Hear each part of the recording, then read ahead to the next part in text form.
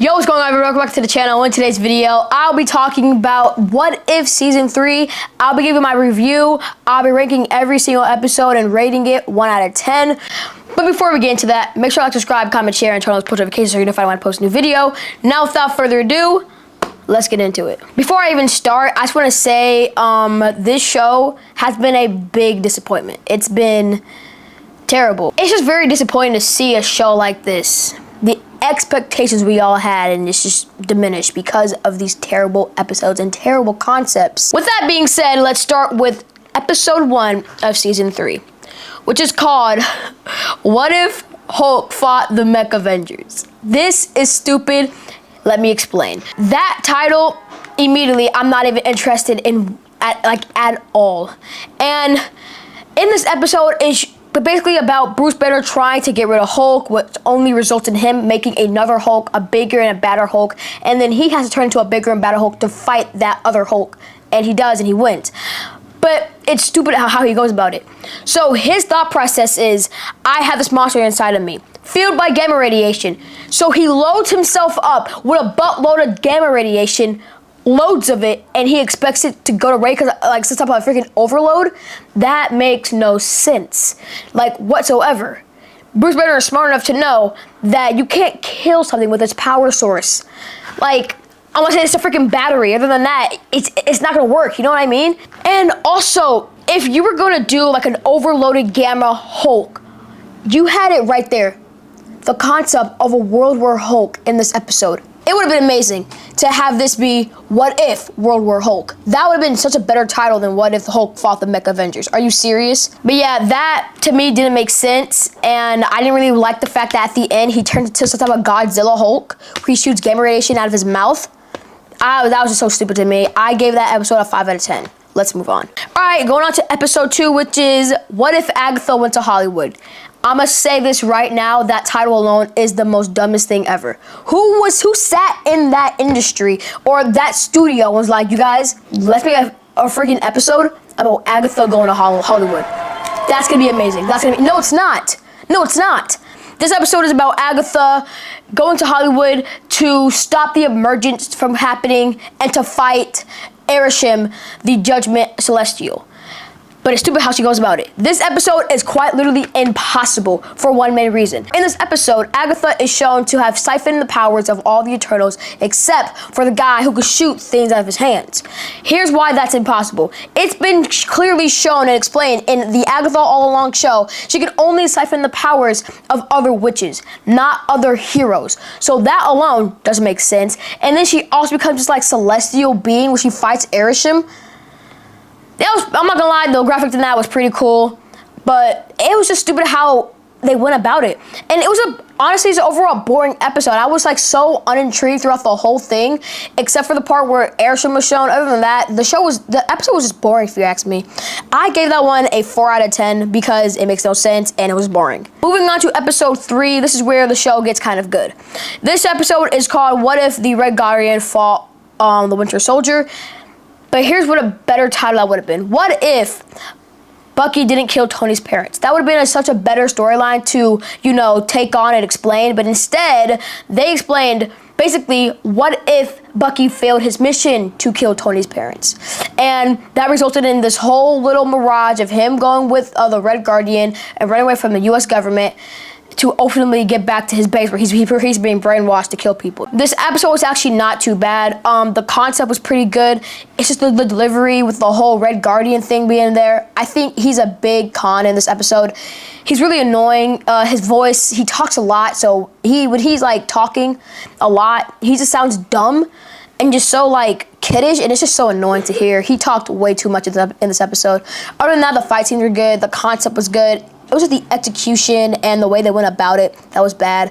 Bucky was a big highlight in here. He kind of had a little character development. He went from broody and like serious to, by the end, you know, he kind of uplifted. But then he still ended up going back. It's not like he was saved and like he got away from the program sooner than he did in the MCU. He still went back, so that's kind of weird. It's also kind of weird how they incorporated Red Guardian into the Avengers. that kind of confused me, because it leaves the question, does he still raise Black Widow? Are they like tag teaming in this? Just big questions left unanswered. But other than that, it's a pretty decent episode. I gave it a 7 out of 10. Now here comes the stupid episode. Episode 4, which is what if Howard the Duck got hitched? Oh, brother, this guy stinks! So basically it's about Howard the Duck and Darcy Lewis having a kid. Oh my God, bro. Oh, no, man. I don't care what people say. This episode was promoting bestiality throughout the whole thing. It was a very stupid episode. The more I think about it, the more mad it makes me. By the end, their kid is like some type of all-powerful original character that Marvel created or the MCU created, and powerful enough to take out every villain. Here's my thing with What If. I don't like when they make episodes about one new character be able to take out every single villain that we've been shown in the MCU, because it makes them feel so meaningless and like, don't do that. Like, I hate when they do that. It just annoys me a lot. And they did that in this episode. And this episode was stupid. It wasn't funny. It tried to be comedic, but it just didn't land, if you ask me. It was just really annoying. And the thought of it being like bestiality, I don't mess with none of that stuff. So that was just kind of weird, if you ask me. I give the episode a 3.2 out of 10. That was terrible. I did not like it. All right, moving on to episode 5, which, if you ask me, is the best episode in this whole season. It is called What If the Emergence Happened. That title alone gives this episode bonus points. It's an actual what if that seems interesting. What if the emergence happened? That's amazing. So this episode goes about what if the emergence happened and like the aftermath of Earth. There's still people living, and it focuses on Riri Williams, aka the Ironheart, fighting in this dystopian world where Quentin Beck, aka Mysterio, is running it with his Ultron bots because he took over Stark Industries, I think. And then blah blah blah. He also has this White Vision, who's like his main big guy, and White Vision is hunting down Riri Williams and her team, which consists of Wong, that one girl from Wakanda, and that one girl from Shang-Chi, and that one girl from Thor Ragnarok. I'm sorry, I forgot all their names like right now. But yeah, it's a pretty good concept. By the end, they have this really nice fight scene, and I want to say the big highlight is that it's serious. I was getting really sick of this show being like comedy, and I was really getting sick of it. I wanted a serious episode, and this is what this episode gave me. And I liked how at the end it showed like Ruby Williams upgraded suit. Like, I really hope that they do that with her in the live action, give her like an upgraded nice looking suit like they did in this show. But yeah, it was a really nice episode. It was amazing. The concept was great, the execution was great, the villain was great, and the storyline was great. I give that an 8.5 out of 10. Really good, really good. But after that, everything else gets bad. It's just terrible. Moving on with episode 6, which is about what if 1872. That's what it's called. It follows the story of set in 1872 with Shang-Chi and Kate Bishop fighting in 1872. It's about Shang-Chi trying to find his sister after she got kidnapped by the Hood, and Kate Bishop trying to kill the Hood because the Hood sent to her family. Now, here's my real issue with this. I was really excited that the Hood was even a villain because we've only heard about him with the upcoming Ironheart series, and we're now hearing about him in What If. I wanted to see what we could like expect in the Ironheart series from the Hood, but instead, it wasn't the Hood. It was actually a big plot twist. Shang-Chi's sister, the girl he thought was kidnapped, and the Hood held captive, which wasn't true. She was the Hood all along. That was a bit of a letdown to me. I wanted to see what the Hood could probably bring us to the table and what to expect to see from him in Ironheart.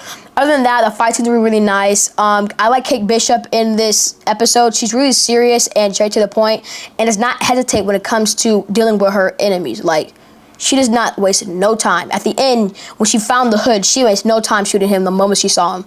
And that ended up being a big oops because it was actually Shang-Chi's sister, but he didn't like hold that against her. He forgave her immediately. It's cool, it's a short episode. I wish it was kind of longer till they can like, expand on it. Other than that, I feel like it was kind of rushed into one, and the whole villain thing was a big letdown for me. I gave this episode a 6.9 out of 10. All right, going into episode 7, which is a bad episode. It's a bad episode for one main reason. Captain Carter makes her grand return. And honestly, I knew it was going to happen. She has had the spotlight in the show for a long time now, and I'm honestly just so sick of her. But a big plus about this show is, or this episode, is that we got to see Storm with Mjolnir. Now let's pause right there. Instead of this episode being what if Storm wielded Mjolnir, they decided to make what if, I don't even know the title for this episode, but some stupid stuff where they assemble a team of heroes consisting of Captain Carter, Storm Mjolnir, Birdie, the daughter of Darcy Lewis and Howard the Duck, and then Kahori, who was an original character that they introduced in season 2. This team, I was not interested in any way, shape, or form other than Storm being in this team. She was the only interesting character and the only character I wanted to see. I said in recent videos, I believe, I actually like the character of Kahori. I like her origin and all that stuff, but still, if you're gonna bring her back in another part 2 of her own episode. Honestly, don't. Just don't. Leave her with that single episode. You don't have to bring these characters back if you're asking me. You don't. And that's my problem with the show. They keep bringing back characters instead of making new stories and like introducing us to new possibilities. Like, this is so stupid. And I wanted this episode, when I saw that Storm was in it, be about Storm. I wanted it to be about Storm and about the X-Men in some type of way. But no, it's about Captain Carter. It's about her. What? Like, it's just so annoying. Like, they keep bringing about this stupid character, overusing her, giving her the spotlight in a show that is supposed to represent and show us infinite possibilities and infinite stories and infinite characters in the MCU and the Marvel Universe as a whole, and they keep bringing about this reoccurring character that nobody likes. Why? I don't understand. This episode was a big letdown. I did not want this at all.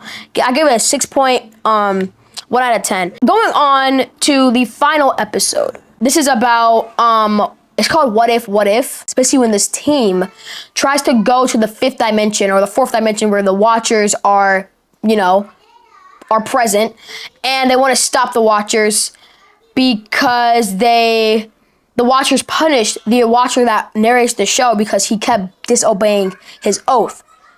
To be honest with you, I was voting for the other Watchers this entire episode. I knew they were gonna fight, and in my head, I'm like, y'all better win. As a matter of fact, they should have won, but they didn't. And that's what made me mad. These are all powerful beings, and you have them lose to people in these universes. Captain Carter, are you serious? Her? Not to mention, she makes this big sacrifice at the end, and I was like, oh, Captain Carter was the strongest. I'm like, how? Let me tell y'all something. At the end, it shows the Watchers trying to erase them from existence because they are a disturbance in the multiverse. So they're trying to erase them from existence. And somehow Captain Carter, with her willpower, I guess, she goes against that power of being wiped out of existence and stops the Watchers. I realized that they all gained the power of the Watchers by taking the oath as well, which is another thing, kind of dumb. They didn't even finish the oath. They just skipped to the part where they say, I accept. If you ask me, if it's an oath that can grant you all powerful things like the Watchers' powers, you should have to finish the oath. Because no one should be granted that just because they're saying some words. That doesn't make any sense to me. Other than that, the show was, again, centered around Captain Carter, which is annoying. And because of that, and because of how the show has been going, and to have this as its finale, I give it a 5 out of 10. This episode was bad. I did not like it. Didn't like the team, didn't like the concept, didn't like the way that it was brought up, the build-up, didn't like it at all. So because of the build-up and because of how the show has been doing in a whole, and because this episode's just plot and overuse of Captain Carter, this episode, like I said, 5 out of 10. Here's my dream ending. My dream ending for this show is for it to have no ending. This show should have been simply stand-alone episodes. No recurring characters, no part 2s, continuous possibilities, continuous stories, continuous characters, nothing more. I feel like the big problem with this show is that they keep bringing back Captain Carter. It doesn't matter to me if it was Captain Carter. I don't care if it was Iron Man, Thor, Hulk, any of the original 6 Thanos. I don't care. You shouldn't bring back reoccurring characters in a show that is supposed to represent endless possibilities and endless stories. So because of that, the show is just terrible. I feel like if it was just standalone episodes for more than 3 seasons, I was at least hoping for 5. I feel like this show should have continued until the multiverse saga had ended. It should have been there as a filler project for us Marvel fans to watch in between as the MCU is bumping out these big screen movies like Fantastic Four, Captain America and Thunderbolts. This should have been our filler project that we go to and watch and love. It should not have had an end game other than the multiverse saga coming to an end because of Secret Wars and there only being one universe. Then that point, the what if doesn't need to be here. You know what I mean? It could have blended in with the story that's going on in the MCU. Other than that, this show is a big letdown. This season, if you ask me, I rated it an overall 3 out of 10. This is a bad season, their worst season for sure. Season 1 being their best. All right, guys. That's all I have for you guys today. Make sure to like, subscribe, comment, share, and turn on the post notifications so you're gonna find out when I post a new video. Now, without further ado, I'll see you on my next one. Marvel, do better. Peace.